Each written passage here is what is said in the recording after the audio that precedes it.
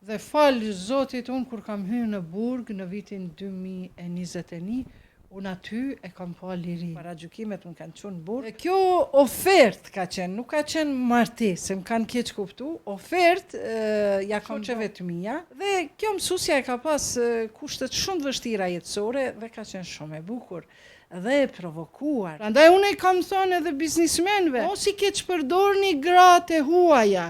Vajzat e huaja shqiptare. Nëse e keni grua në shtëpi, mos e keq përdor atë vajzën që e keni zyre. Grua që bën kurvëri, gjeri sa është në dyshekun e burrit, i cili ja ka dhënë besnikërinë e ta, ajo thot do të jetë mallkuar. Përshëndetje. Qellojna ku kena ardhur sot. Kena ardhur në një zonë e cila e nini i madh e i vogël. Besa disa bën kur shojnë deklaratat e saj shumë virale. Të një grua e cila punon shumë, nuk ndalet. Qellojna ku kena ardhur sot. Ne kemi ardhur sot në shtëpinë e saj jo rastisht, një zonë e mrekullueshme, të cilën shumë gra e dojnë, po ka prej aty që se dojnë, po kjo është vetvetja. Përndryshe kemi ardhur te zonja Iqbali Hoduti. Përshëndetje zonja Iqbali. Si je? A je mirë? A muj dorën me ta gjatë? Po mundem me arsye të mirë. A kemi të drejtë? Faleminderit. Faleminderit shumë. Unë dihem shumë mirë, dihem shumë komod, që vini në shtëpi shumë të bukur, një shtëpi luksoze, për më edhe një zonë shumë e privilegjuar, zona Iqbale. Por ato faleminderit shumë, faleminderit shumë. Faleminderit mirë si u gjem. Përndryshe në studion time. Një super studio, një super shtëpi, që unë për mrekulli kur hyra unë diva si në shtëpinë time. Janë mirë se keni ardhur ju dhe ekipi juaj, i nderuar. Knasi shumë. Nga rrëfimit. Çu kem zona Iqbale. Unë mirë si zakonisht, mirë njoh se Zotit për atë sa jam dhe si jam, kështu që kur jam mirë njoh se lumturia kur nuk mungon në zemrën time. Çka është duke bërë këto ditë zona Iqbale? Zonja Iqbale si zakonisht është duke u shtypur një libër në UEGjen të Tiranës, një libër në për konferenca, libër që më se 20-30 vite kam punuar, shkresa, artikuj për konferenca ndërkombëtare në tërë botën, dhe i ka ardhur dita që besoj që deri në fund të muajit do të del në shtyp. Dhe do të jam shumë e lumtur që kam arrit këtë libër pak më shumë shkencor të dalë. Dhe kjo është ekskluzivitet për juve, apo jo? Histori e jetës e lumtur. Sa shumë histori, sa shumë gjëra sot do diskutojmë me zonën Iqbale.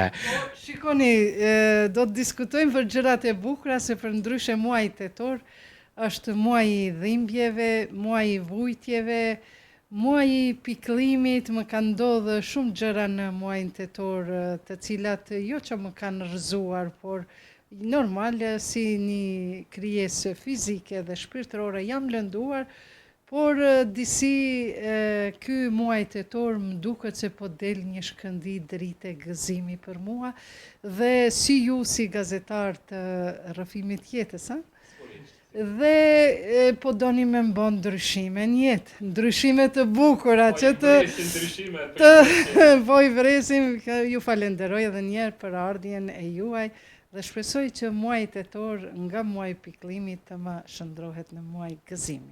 Shpresojmë të paktën dhe ne jemi domethënë kurreshtar të dim ajo çka do të ndodhë me zonën Iqbale. Prej librit e deri më tutje, shumë gjëra të bukura të mira. Po gjitha ekskluzive. Po, ekskluzive çdo njëra për veten. Sigurisht. Me folë për zonën Iqbale duhet deri në mëngjes nashti. Çdo deklaratë e saj bëhet virale, bëhet e madhe. Një deklaratë merr një jehon shumë kudo në media. Çka është më e mira, zonja Iqbale nuk dorëzohet. Është e padorëzueshme, është vetvetja, nganjëherë që edhe për te paragjykimeve nuk është ajo që domethënë e kanë bërë me dëmtu si personazh. E vërtet, mirë po është diçka shumë interesante se jam rritur në një familje ku sinqeriteti dhe besnikëria kanë qenë si buka edhe uji.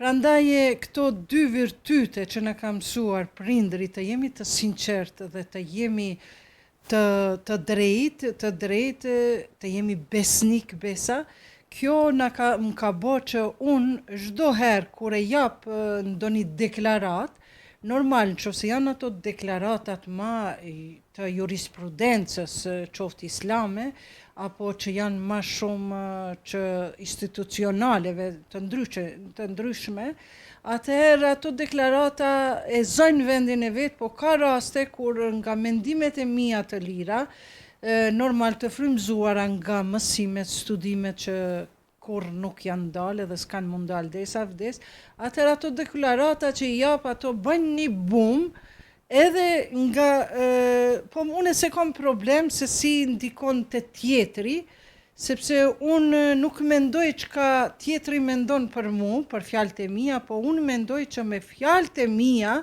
mos ta dëmtoj tjetrin. Prandaj çdo deklaratë e jemja ka shumica, mos themi çdo, po ka qenë gjithmonë ka pas një qëndrim, sinqeriteti dhe besnikërie dhe i rri mbrapa asaj deklarate pa marrë parasysh që kam edhe hejtera, kam edhe ata që më dojnë, ka edhe ata që më urrejnë nga pak, po si të qoftë unë jam e lumë. Ne gazetarët kështu, disa na dojnë, disa na urrejnë. Po duhet prapa të arrit errësirës del drita, pas dritës del errësira.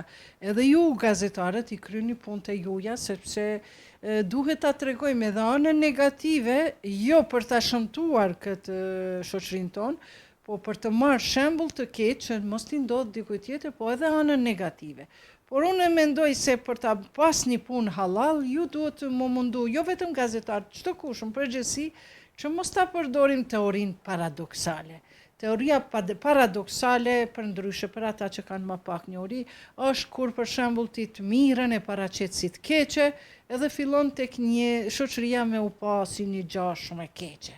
Apo kur të keqen e paraqet si të mirë, edhe e keqja bëhet e mirë. Kjo është e keqja e gazetarisë, e keqja e politikave, e keqja e adeteve, zakoneve e tjera. Për te paragjykimeve, zonja Iqbale, domethënë çdo herë ka qenë ajo që domethënë nuk e ka lë që me përshtypje diçka që më janë marrë me to, e kanë bullizuar, ndoshta a më tregon në një moment që ki pas siklet shumë që ty të kanë bë, ndoshta për imunitet shumë. Kjo është një ndodhi e paragjykimeve, kam shumë, shumë ka momente, po kanë bë mu një keq kur më kanë thonë për shembull, i kanë kufizu aktivitetet e mia në qoftë në projekte, për shembull kam dërgu një projekt në Ministri të Kulturës edhe Arsimit, vetëm emri im ka pas domethënie. Edhe pse projekti ju ka përshtat kornizave të asaj çka ka kërku projekti, domethënë s'ka pas aspekt fetar, po kam pas paragjykime sepse edhe kam qenë një njeri që mos themi i kam dhënë material njerëzve me paragjyku, po jo, unë nuk i kam dhënë material, po ata kanë marrë si material duke bë shpifje, ma shumë shpifje, gënjeshtra, dhe falë Zotit unë kur kam hyrë në Burg në vitin 2021, unë aty e kam pa lirin. Lirin nuk e kisha pas prej moshës 15 vjeçare deri në moshën 55 vjeçare. Ti që keni hyrë në Burg, sa periudhë keni qenë brenda? Po 3 muaj gjithsej ka qenë para burgim, gjithsej me arreste me gjitha, mirë po ka përfunduar mas 2 viteve, mas shumë mundimeve dhe unë e falenderoj shumë organet e drejtësisë, se kretë më kanë thonë nuk ka drejtësi, po për mu ka pas drejtësi dhe pres dëm shpërblimin në fund të vitit, është ajo 3 vite është maksimumi, e pres dëm shpërblimin dhe këto pra kanë qenë paragjykime qaq të dëmshme për njeriun, sa që mua më kanë fut në Burg. Po falë asaj drejtësisë time që kam pas, edhe unë kam arrit që ato paragjykime me i bë në gjykime të arsyeshme, të drejtshme.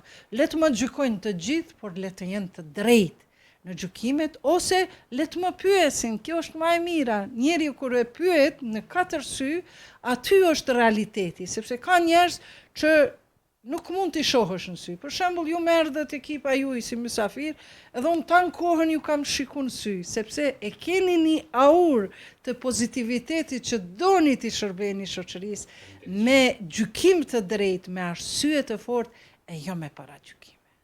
Prandaj kjo ka qenë, që më ka qenë burg, paragjykimet më kanë qenë burg, por ka dalë vërteta në shesh, fal organeve të drejtësisë. Kjo dhe më thonë tash të veç pritet. Po, dam shpërblimi që 3 vjetë pritet. Flasim pak për jetën, për sakrificat, për gjitha ato, mirë po çka më shumë ti një deklarat kohëve të fundit që ka bërë, bum, shumë të madh, buj, ashtu zonja i pale o duti i dha le bashkëshortit ta, unë po ta gjoj ta dhe një gru tjetër. Që gratë gjitha kanë bërë rëmuj rjetin, pse, ku duhet një burr, mi pas edhe shumë gra, çka ndodhi? Po, shiko, na jetojmë në Kosovë. Kosova është shtet demokratik me kushtetut laike. Kjo deklarat që është dhënë, kjo është dhënë para 2 vjete, kur unë mas kësaj deklarate kom fillu me hy në rjete, në sociale, në për media, etjera. Kjo ofert ka qenë, nuk ka qenë martesë, më kanë keq kuptu, ofert ja kom bë burri shoqeve të mia, brenda 10 viteve, njëra ka qenë ekonomiste, mësuese e Kuranit, tjetra ka qenë doktoresh. Të dyjat graveja kanë qenë me fëmijë. Dhe kjo mësusja e ka pas kushtet shumë të vështira jetësore dhe ka qenë shumë e bukur dhe e provokuar nga biznismenët të cilët kanë dasht me i dhënë punë, po s'kan dasht me ba nën. Ndërka që unë e kisha mësuse të Kuranit, aty ku punoj, edhe i thash burrit, a je gatshëm me marr filanën? Filanën për grua. Tha, ti e din që na çfarë misioni kemi? Jemi të dy të ishim atër hoxhallar, dhe qëllimi jonë nuk ka me qenë për ato që mendojnë të tjerët, po qëllimi jonë është me strehu një grua dhe me bën nën të fëmijët. Edhe unë vendosa, po ja që edhe burri jam normal vendosi, sepse kishim kushte, sepse na nuk mendonim se dhe unë jam xheloze. Jeni xheloze? Jam xheloze, di mu bo shtrik në herë. Nuk është që shon. Po, jo, di me ja dhënë zemrën dorë, po dhe bohëm pak shtrik që ta. Interesante kjo. Edhe normal, për me pas gruën e dytë, një herë duhet burri me qenë shumë i përbashkët, me vese, me virtyte, shumë bashkëpunues, shumë të dashuruar me burrin, që në qofse se ka burra sot se meritojnë as gruan që e kanë. E lene më dytën. Prandaj këtu ka kushte për me jetu 2 gra, na i kishim kushtet, e mira shumë, na dha Zoti bereqet pasuri, edhe thash burrit ta bëjmë një sevap, t'ja blejmë një banes, edhe kështu, meti kjo vetëm si ofert, po burri jem kur s'ka pas 2 gra. Po a i thot, jo, unë e të kam ty mjaftushëm, po... Shpengu për të saj me pasën një gru. Jo, si besimtare muslimane, shqiptare nuk më kishte pengu edhe nuk tash jemi ma në mosh, s'kemi nevoj, por kur nuk më kishte pengu, sepse është vështirë një grua me i gjetë burrit, grua tjetër. Por si shqiptare, si muslimane, që është beson Zot, po nuk e prakton, nuk e ka studiu Kuranin, kishte me marrë vështirë, sepse nuk është e formuar me fe.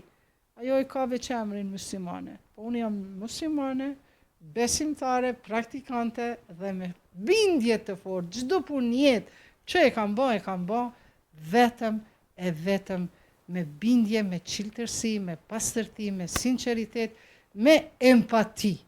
Nëse rasti pe marim drenic, apo në luftë, mas luftës, nëse një gruaja e kojshis e ka dhënë burrin e saj dëshmor apo për luftë viktim, edhe unë jetoj me shumë luks, me shumë dashuri, me shumë respekt, me pasuri, ndërka që ajo e ka dhënë burrin për luftë, jeton në varfëri, me fëmijët tim, e tjera, gjumi natën se zën, mu kjo empatia më ka fut që unë me mendu edhe për një tjetër grue, edhe ato, jo vetëm kështu fizikisht me mjete humanitare tjera, por edhe moralisht. Sepse martesa, jo, kurse si martesat nuk bëhen vetëm për çështje epshore, po për me rujt moralin në shoqëri.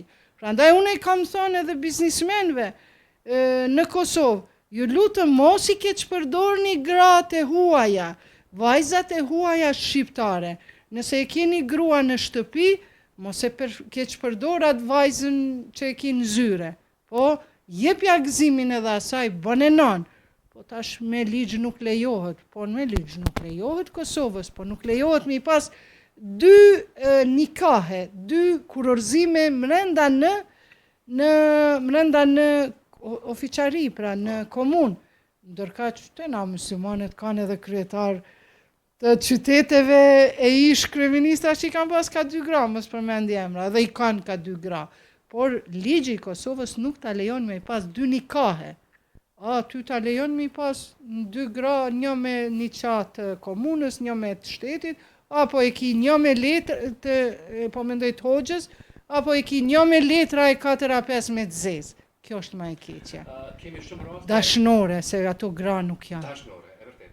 Kemi shumë raste në rume zëna i bade që janë të martuar shumë burra dhe shumë gra, për të kryer, domethënë ato epshet e tyre, domethënë tradhtojnë, kemi dëgjuar shumë gjëra. A lejohet kjo, domethënë fen islame që nëse një grua nuk plotson, domethënë burri, nuk e plotson burri vet, a duhet ajo t'i kryej ato epshet? Shikoni, jo në fen islame, po në njerëzillëku, në natyrshmërinë e gruas, nuk është e dobishme, që nëse burri i saj nuk e plotson, është shumë gjë normale me unda, me shiku ku është problemi, e jo gjerisa je në një martesë që është e bekuar, me kalu me një martesë tjetër. Kjo është mëkati më i madh. Nëse shkojmë nga aspekti islam, thot një grua që e tradhton burrin e saj, ne e kemi shpik këtë fjalën tradhti, se tradhtia është vetëm e kombit, e besës. Po në Kur'an përdoret fjala zinah, që do të thotë amoralitet apo kurvëri. Përdoret kjo fjalë, prandaj nuk e kam edhe turp ta them. Pra një grua që bën kurvëri, gjerisa është në dyshekun e burrit, i cili ja ka dhënë besnikërinë e ta, ajo thot do të jetë mallkuar në këtë botë dhe në botën tjetër. E mallkuar. Nëse e zën mallkimin një grua, ajo s'ka me pas shërim prej atij mallkimit gjerisa nuk kërkon falje dhe lutim Zotin me u hap dyert e mëshirës. Por kjo vlen edhe për burrin. Por ja që gratë nuk e praktikojnë, nuk e praktikojnë, por nuk e kanë në natyrën e tyre t'i kenë 2 burra. Sepse një grua me i pas 2 burra, vetëm brenda 1 viti, ju garantoj që ajo shkatrohet krejt. Krejt shkatrohet. Prandaj, nëse keni probleme epshore, ma mirë, shkoni, kemi mënyra si masves islame, agjeroni, mos keni kontakte me mashkuj shumë, mos scrollit një me portale pa lidhje, edhe keni me pa që epshet e juja kanë mundal, ose tek e fundit, ma mirë është kurorëzimi e faqja bardh, se sa kurvëria e faqja e zezë. Është dashuria më e fortë kur është e ndërtuar mbi besimin dhe jo xhelozin? Është edhe nuk është. Mbi jo xhelozin nuk është dashuria e fortë. Mbi besimin është shumë dashuria e fortë, por kjo lidhet shumë me ato një grua e cila xhelozon e humb besimin. Edhe besimin në Zot, edhe besimin tek burri. A një burr i cili xhelozon, ai burr e rrit besimin e vet. Mirë po, duhet pasur kujdes. Kemi 2 lloje të xhelozive. Xhelozia nga aspekti psikologjik është racionale dhe irracionale, e drejtë dhe jo e drejtë. Xhelozia racionale është për shembull kur unë e shoh burrin tim që po shkruan mesazhe, po bën disa gjëra të dyshimta, po jep komplimente kujt nuk duhet me dhënë etj. Kjo është një xhelozi racionale, se s'ka nevojë burri i martuar mi dhon komplimenteve të tjerëve. Por ama kemi edhe xhelozi irracionale. Unë për veti kur isha e ri, vetë isha e vesha burrin me setër, me pantoll, me kravat, e hekurosha, e pastrojsha bashkë me ndihmësen e shtëpisë, Edhe kur dilke ai në mëngjes, unë duke me nejt shtëpi ndonjëherë mos me shkon punë, se kam punën më shumë kështu krijem të arin, edhe më duhet frymëzimi, edhe këshyr burrin me kravat, me sen, thashën, e qelozojsha. Po mandej thash, kjo është iracionale, ti vetë po e kuros, po e qetë si zotni edhe tash po e xhelozon. Për me humb xhelozin, na duhet me kriju vlera. Atëherë unë thash, po edhe unë e tesha mundet me mba. Pra, iracionale. Po, a besoni se një burr mund të doj sinqerisht 2 gra në të njëjtën kohë? Shiko, dashuria është relative. Nuk ka gjasa me dasht të dyjat me një kohë njëjtë, po është obligative mos me shpreh ndjenjen tek njëra tjetra. Nëse e ki 2 gra, apo e ki një dashnore të fsheft, që ndoshta s'dash zoti baret bëhet nane, të bëhet grue, pra mos me shpreh dashurin. Dashuria nuk mundet me qenë njëjtë. Se po i xhelozove gratë, të na thënë, ta qesin vajnë vesh, edhe se merr vesh ka ke vdek. A do që gratë në Kosovë do ta kishin pranuar një gjë të tillë si ju që ja keni lënë drejtën burrit të më thonë një ofertë për një grua ty? Jo, unë ende s'kom gjetë grua s'kom gjetë në Kosovë, madje edhe kur kam shku në për konferenca që mohën ato me shamia e me veshje, ende s'kom gjetë, sepse ata mbi të gjitha e kanë dashurinë e burrit, familjes, shtëpis, luksit, dynjas, thonë që e dojnë Zotin, po në momentin ti kur e donë Zotin, ti je në atë moment në gjendje me fliju për fjallën e Zotit, e fjalla e Zotit është për mos me u bë e pa drejt ndaj jetimëve, ajeti 4 ajeti 3 i surës 4, thot nëse dëshironi mos me qenë të pa drejt ndaj jetimëve të atyre grave veja, atër merrni martoni me nga 2, 3, 4, po ma mirë për juve është një. Kështu që as të motrat e mia as kërkun së në komun me gjithë dikon një grue që thot po valla e kishëm martu. Sepse ka burra që se meritojnë as qatë grue që e kanë. Po kur të bëhen burrat e tjerë si burrim, që ka respekt, që ka fjalorin e ndershëm, që është obligative në Islam, numër 1 fjalorin e ndershëm, ushqimin, veshmbathjen, strehimin, atëherë gruaja vetë ka me pa, sa është e respektume, nuk kam i ardhë keq, në që se shkon edhe një grua tjetër e bën non, i jep strehim, i jep veshmbathje, ushqim dhe fjalor të mirë. A ka kushtuar ndonjëherë besimi në misi pune apo jetë personale, zonja Iqbale? Besimi po mendon Islam apo besimi tjetër? Besimi Islam. Edhe Islam edhe po më ka kushtuar sepse s'm kanë kuptuar edhe gjithmonë kanë bërë dyqysh një mur mes meje, edhe shpesher kam qenë refuzume nga shoqet. Kudo që kam hy, edhe vonë s'kam ditë si mu sjell, edhe mandej kam kriju mur.